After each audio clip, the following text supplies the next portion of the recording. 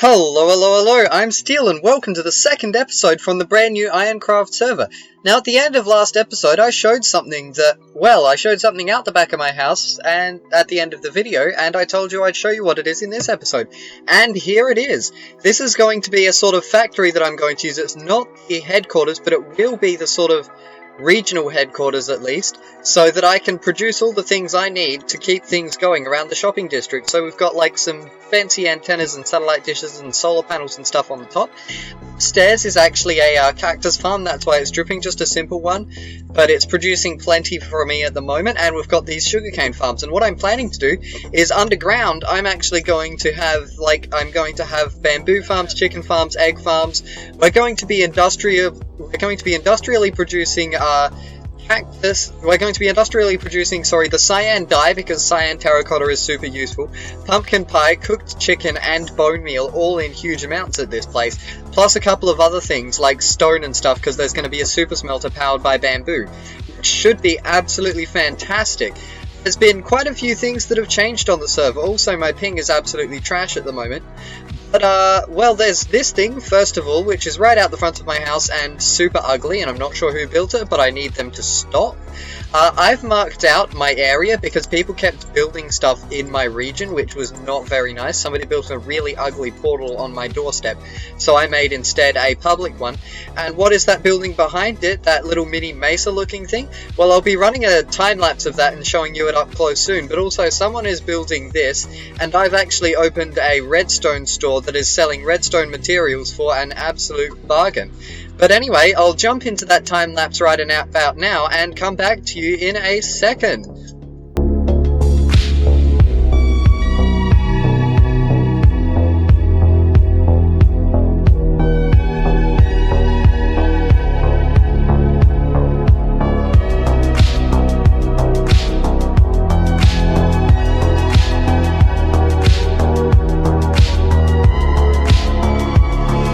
Okay, so that was quite a good little time lapse, and as you can see, I've actually added a few more details after I recorded it and stuff.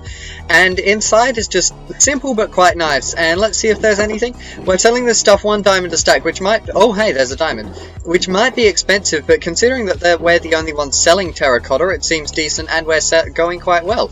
Also, Guy Smiley over here has been making crazy amounts of progress. He's marked out his whole region and worked on this wall even more. This black is... Wow, wait, is that covered over? Whoa! This is new since like 2 days ago. Wild. Anyway, the other thing is that he's, this is going to be an entry into a subway system he's planning, so that just says bye. I think he's planning to try and also capitalism people. But also there's, well, he's extended the wall a fair distance, as you can see, and also the Lunar Industries go. I actually think he renamed it, but I can't remember what to. But that is, it's expanded quite a bit. They appear to be building a proper headquarters over there. And as well as that, I've also opened a proper little redstone store here, which is selling things far cheaper than the Miners Express store there. They're selling redstone 1 diamond for 32. I'm selling it 1 diamond for 16 blocks, but for some reason nobody's buying. I kind of want to check if people have been buying from him. Oh yeah, there's also this, which is a pillory. It's like the stocks, the things you stand in to get veggies ditched at you, that got made by a friend of mine who logged on, declared that any enemies of the crown would be punished, and hasn't logged on since. So that's nice. But let's check out if they've made any sales of redstone over here. If they have, I'm going to be not pleased, and we'll need to step up our advertising a bit. What is going on here? Is this dude bro just using this stuff as... Okay, right. Yeah, the redstone hasn't been selling. 1 diamond per 32, which seems ridiculous. This guy's just straight up using this as a storage room. That's crazy. Anyway, so what I want to do is I actually want to get to work hollowing out the area underneath this factory building, and so I'll probably cut to that complete in a second, and then I'll start building some farms and everything, because, well, I want to get everything running, because at the moment I'm kind of falling behind in terms of capitalism. We're nowhere near the richest person, despite doing huge amounts of strip mining, so that definitely needs to be remedied. Okay, so we've actually hollowed out the area below here, and it's decently sized, quite a bit larger than the area above, and surprisingly it fits entirely within the yellow line area and doesn't even run into the underground part of my house. But I do want to lower it by a few more blocks, but we're going to fill this all with contraptions, And for that, we're going to need a lot more iron, because we only have a measly, like, 1.5 stack. And so I'm actually going to go to a village that I found quite some time ago, and try and build an iron farm over there in the name of Obsidian Industries, and we'll use that to obtain ourselves the items we need so that we can create all the contraptions and maybe earn a bit of money on the side. God, that was an ordeal. It took me ages to get here. I actually got completely lost about 3 different times. And then, do you know what happened? I discovered that I'd been smart enough to actually put a screenshot of the coordinates of this village. So that's nice. But now that we're here, what I want to do is I want to use Ilmango's design for a simple iron farm. And it's quite cheap and easy. Oh, I'm an idiot. I forgot to bring a daylight sensor. I'll just use like a hopper clock or something. What it is you've got to, I've got to make it so that the zombie rises up and down occasionally, because if the zombie is always visible... Oh god, is it? Oof, I'll fix it later. Hold on. Anyway, the way it works, okay, is that, so for iron golems to spawn, the villagers have to have slept and worked in the last half an hour. But also you want them to be in a spooked condition, which means there needs to be a zombie nearby for them to produce higher spawn rates. The thing is, they won't actually work or sleep if they're in a spooked condition. So what you've got to do is you've got to drop the zombie down every now and then at night, just long enough for them to them to go to sleep and stop being spooked. So, yeah, that's it. So what I might have to do is actually head back and grab a daylight sensor, because it's just not going to work without that, because you need them to sleep as well, so it has to go off at night. Unless I make... No, it needs to be... after all of that, I have to head back to spawn. This is ridiculous. Okay, I'll be back in a second, back here again, this time with a daylight sensor. Alright, so theoretically I have a fully functional iron farm here, and it did spawn a few iron columns earlier. I got about 36 iron, which I used to make those hoppers you see there. Now the thing I'm confused about is that they're just straight up not spawning any new ones. I had a pretty high spawn rate before, and I'm not really sure why. Like, they have been sleeping, you can hear them working, you can see the zombies, so they should be in a panic state. It might be because they're able to move around, so they're not always seeing the zombie, but I can't fix that now because I can't get them all to move and stand in the one block. And so, I don't know, I think I'm just gonna AFK here for a little while, and if we don't see any iron... I'll AFK here with the recorder running, and if there's no iron golems, I guess I'm just not gonna be pleased? Yeah. Okay, so as you can see, the iron farm has gotten a significant change since I last saw you. So we've changed around these villages a bit, and as well as that, we've also added in a second lot of villagers and all these buttons. A third lot, sorry. The third lot of villagers is because, so previously we only had, hello, yeah, they are there, okay. Previously we only had 6 villagers, which is the bare minimum amount of villagers for an iron farm to operate. The thing is, that the fact that it was the bare minimum means that if even a single one of those villagers had not worked or slept in the last half hour, well, the whole farm would just stop working. So I've added in a few more villagers. They obviously haven't slept in the last half hour because I only just got here. And also I added all these buttons around the place because these villagers were spawning iron golems around here, and I figured, hey, if I'm going to add buttons, I may as well go all the way, right?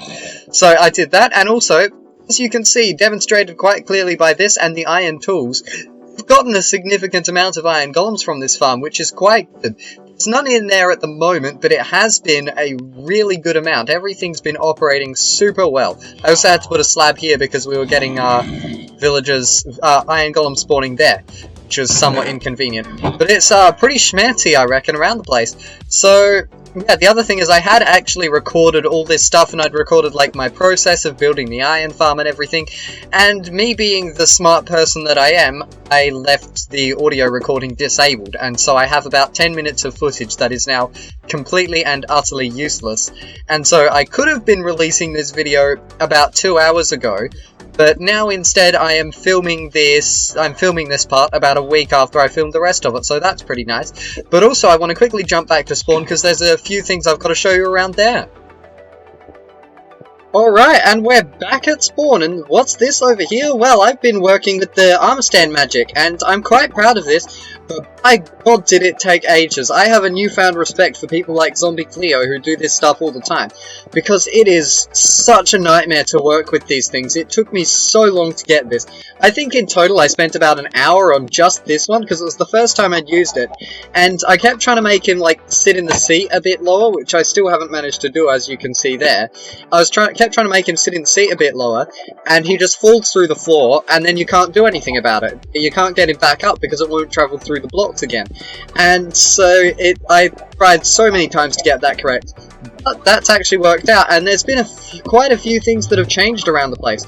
So first of all, I've actually found out what this building is, and I thought it was just like someone trying their best, which is why I complained about it being ugly. It's deliberately ugly. It's a store. It's called the Junkyard, apparently.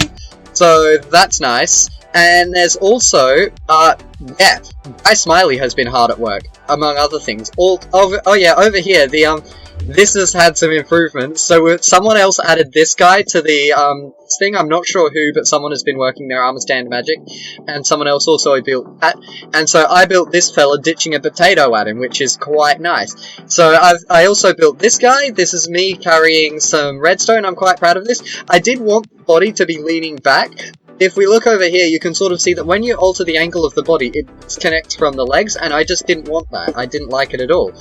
But, also, so E4317, who built about 10,000 blocks away, has finally installed a rail link spawn, and so they've built this, and honestly, oh hi, that's the shrine that gives the armor stand books. Anyway, honestly, I'm not gonna lie, it kinda has prison center vibes, but not quite. I feel like it needs more windows and maybe a fancy roof, another level, because it's quite low.